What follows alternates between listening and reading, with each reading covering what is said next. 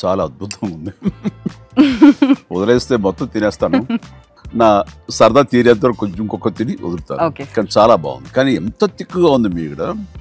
So nice. Ukraine వార్లో Russia ఓడిపోవడం చైనాకు ఇష్టం లేదు. ఇదేదో మనం చెప్తున్నది కాదు. So China foreign minister European union నాయకులతో మాట్లాడుతూ చెప్పారు. అదేంటి, దానికి రష్యా చైనా ఫ్రెండ్లీ నేషన్స్ కనుక సహజంగానే రష్యా ఓడిపోవడం చైనాకి ఇష్టం ఉండదు. ఈ కారణం చెప్తే ఆశ్చర్యం ఏమీ లేదు. ఇట్ ఇస్ ఆబ్వియస్ కారణం.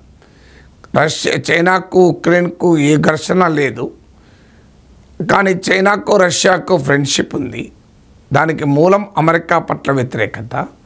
అందువల్ల రష్యా గెలవాలని కోరుకోవడంలో తప్పలేదు, ఆశ్చర్యం లేదు. వ్యూహాత్మకం, అది తప్పు ఒప్పుల తర్వాత సంగతి, అది స్ట్రాటజిక్. కానీ సమస్య ఏంటంటే చైనాకు యూరోప్తో మంచి సంబంధాలు ఉన్నాయి. చాలా జబర్దస్త్ ఎకనామిక్ రిలేషన్స్ యూరోప్కు చైనాకు ఉన్నాయి. యూరోప్ ఏమో రష్యా పైన కోపంతో ఉన్నారు, ఉక్రెయిన్కు అనుకూలంగా ఉన్నారు. సో అందువల్ల చైనా ఫారిన్ మినిస్టర్ ఎక్స్ప్లెనేషన్ ఇచ్చుకోవాల్సి వచ్చింది బ్రసెల్స్లో యూరోపియన్ యూనియన్ మీటింగ్లో. మాకు రష్యా ఓడిపోవడం ఇష్టం లేదు అని. అదే సమయంలో ఇంకో మాట కూడా అన్నాడు, మేమేమీ మెటీరియల్ సపోర్ట్ చేయడం లేదు, మేమేం ఆయుధాలు ఇవ్వడం లేదు, పొలిటికల్గా రష్యా ఓడిపోకూడదని కోరుకుంటున్నాం. రష్యా గెలవాలని కోరుకుంటాం కూడా అల్లే. అక్కడ ఇంకో ఇంట్రెస్టింగ్ పాయింట్ ఏంటంటే రష్యా ఓడిపోకూడదని కోరుకుంటున్నాం. దానికి ఇచ్చిన వివరణ ఏంటి అంటే, రష్యా కనుక ఉక్రెయిన్ వార్లో ఓడిపోతే అమెరికా ఆటోమేటిక్గా చైనా వైపు చూస్తుంది. ఇక అమెరికాకు ఎదురే ఉండదు, చైనానే టార్గెట్ చేస్తూ మాట్లాడుతుంది. ఇది చైనీస్ ఫారిన్ మినిస్టర్ మాటలు. వాస్తవంగా అమెరికా రాజకీయ వ్యూహం కూడా అదే. మీకు అమెరికా రాజకీయ వ్యూహం పుటిన్తో ఎందుకు ట్రంప్ అంతా క్లోజ్గా ఉంటున్నాడు? ట్రంప్కి ఇబ్బందికరంగా మారింది ఉక్రెయిన్ వార్. పుటిన్ ఇంటలేడు ఎంత చెప్పినా. కానీ వాస్తవంగా ట్రంప్ ఉద్దేశం ఏముండే అంటే, ఈ ఉక్రెయిన్ వార్ కనుక క్లోజ్ అయితే రష్యాను కలుపుకొని చైనా మీద ఫైట్ చేయాలని. సో ఇప్పుడు అర్థం చేసుకోవచ్చు ఉక్రెయిన్ వార్ క్లోజ్ అయితే ఎవరికి ప్రమాదం అని. సో ఉక్రెయిన్ వార్ క్లోజ్ అయినా, ఉక్రెయిన్ వార్లో రష్యా ఓడిపోయినా అమెరికా పైచే వస్తుంది కనుక అలాగైనా చైనా పైన టార్గెట్ చేస్తుంది. ఒకవేళ ఉక్రెయిన్ వార్ ఆగిపోయినా కూడా ట్రంప్ రష్యాను కూడా కలుపుకొని చైనా మీద విరుచుకుపడే అవకాశం ఉంది. నేను గతంలో ఒక వీడియోలో చెప్పాను, రివర్స్ కిస్సింజర్ డిప్లొమసీ అంటారు దీన్ని. 1970s ప్రెసిడెంట్ నిక్సన్ ఉన్న రోజుల్లో సడన్గా చైనాతో అమెరికా సంబంధాలు మెరుగుపరుచుకుంది. కారణం ఏంటంటే అప్పుడు కోల్డ్ వార్ పీరియడ్, అమెరికాకు సోవియట్ యూనియన్కు మధ్య పోటీ. ఆ పోటీలో అమెరికా ఏంటంటే సోవియట్ యూనియన్ను ఐసోలేట్ చేయాలి అంటే చైనాను దగ్గరకు తీయాలి. వరల్డ్ కమ్యూనిస్ట్ మూవ్మెంట్, ప్రపంచ కమ్యూనిస్ట్ ఉద్యమంలో సోవియట్ యూనియన్ చైనాల మధ్య చీలికొచ్చింది. రెండు కమ్యూనిస్టు దేశాలైనా రెండు ఘర్షణ పడ్డాయి. ఆ ఘర్షణ పడుతున్న సమయంలోనే సోవియట్ యూనియన్కు వ్యతిరేకంగా అమెరికా చైనాను కలుపుకుంది.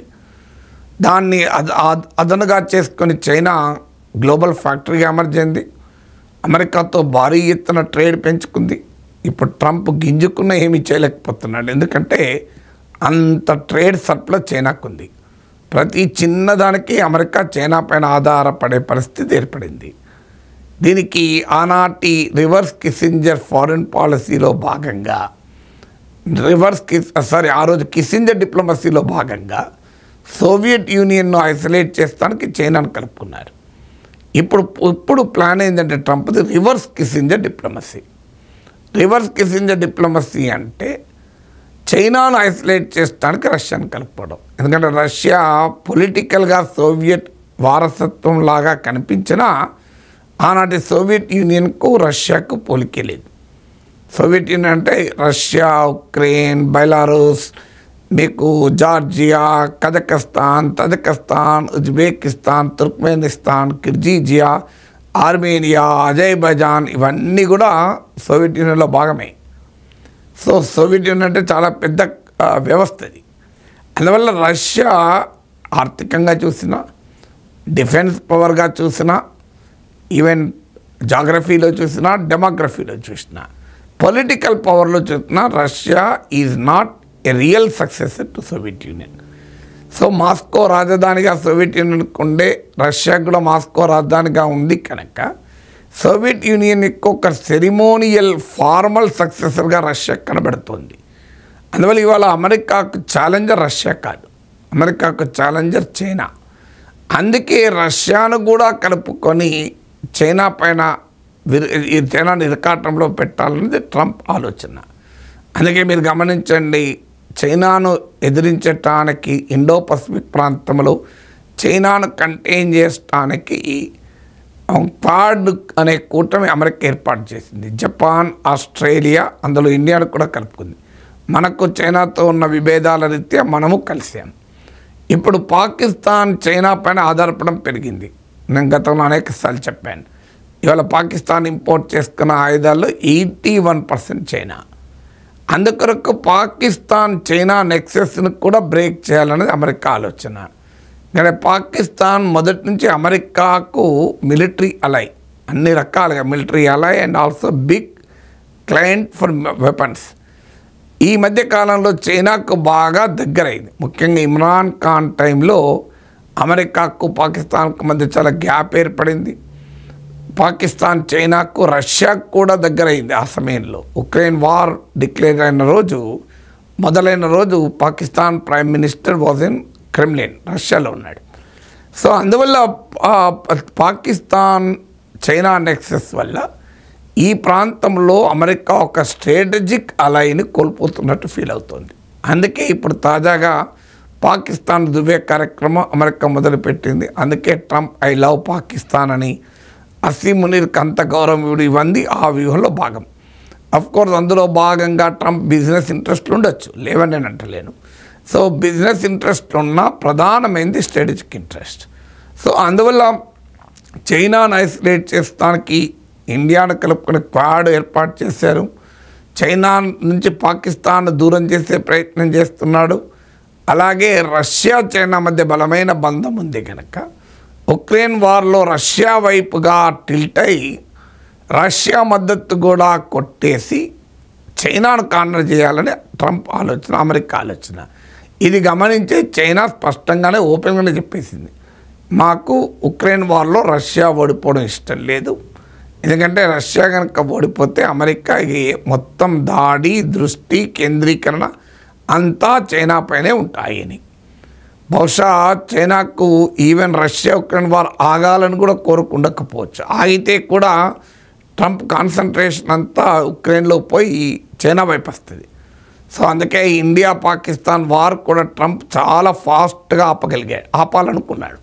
ఆపాలని చెప్తున్నాడు, ఆపాడో లేదో డిబేటబుల్, కానీ ఆపాలనుకున్నది మాత్రం నిజం.